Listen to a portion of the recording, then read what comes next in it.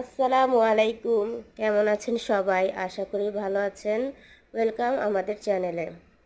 তো সকাল সকাল রান্না করে চলে আসলাম। কি রান্না করব? তো দেখুন কি রান্না করছি আজকে। আজকে অবশ্য কাসকি মাছ চচ্চড়ি করব এবং চিংড়ি মাছ দিয়ে ভেন্ডি রান্না করব। তো প্রথমেই কাসকি মাছগুলোকে একটি কড়াইতে নিলাম, তাতে আলু কুচি, তারপর টমেটো কুচি, মরিচ কুচি দিয়েছিলাম। তারপর তাতে হলুদ গুঁড়ো, মরিচ গুঁড়ো দিলাম, লবণ দিলাম, তারপর কিছুটা পেঁয়াজ কুচি ছড়িয়ে দিলাম। তারপর তাতে আদা রসুন বাটা ও একটু জিরা বাটা দিয়ে ভালোভাবে হাত দিয়ে মেখে নিব। হাত দিয়ে ভালোভাবে মেখে নেওয়ার পর তাতে পরিমাণ মতো তেল দিয়ে দিব। একটু সয়াবিন তেল দিয়ে দিব। তারপর তেলটা দেওয়ার পর সেগুলোকে আবার ভালোভাবে হাত দিয়ে মেখে নিতে হবে, যাতে করে ভালোভাবে মাখা হয়। আজকে অবশ্য মাছটা মানে হাতে মেখেই একবারে সব মশলা দিয়ে হাতে মেখে তারপরে একবারে কড়াইতে দিয়ে দিব। তারপর মাখা হয়ে গেলে কড়াইতে মাছগুলোকে ছড়িয়ে দিচ্ছি।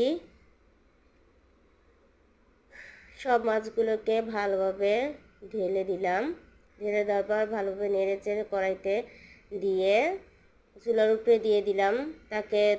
তাতে কিছু পরিমাণ পানি দিয়ে দিলাম। তারপর দেখুন এটা আস্তে আস্তে হয়ে আসছে। তারপর মাছ চচ্চড়িটা হওয়ার তাতে কিছুটা ধনিয়া পাতা কুচি দিয়ে দিলাম। ছোটো মাছের ধনিয়া পাতা দিলে সেটা ঘ্রাণটা আমার কাছে অবশ্য খুব ভালো লাগে।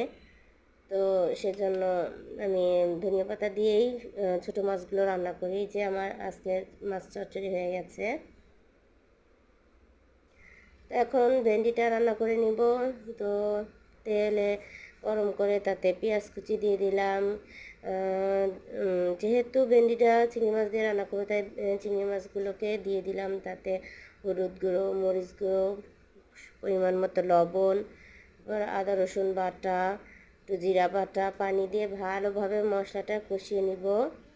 মশলাটা ভালোভাবে কষানোর পর তাতে সামান্য পরিমাণ পানি দিব। পানিটা ফুটে আসলে তাতে কেটে রাখা ভেন্ডি ও কাঁচামরিচ ফালি করা ছিল সেগুলো সব একসাথে দিয়ে ভালোভাবে নেড়ে চেড়ে নেব।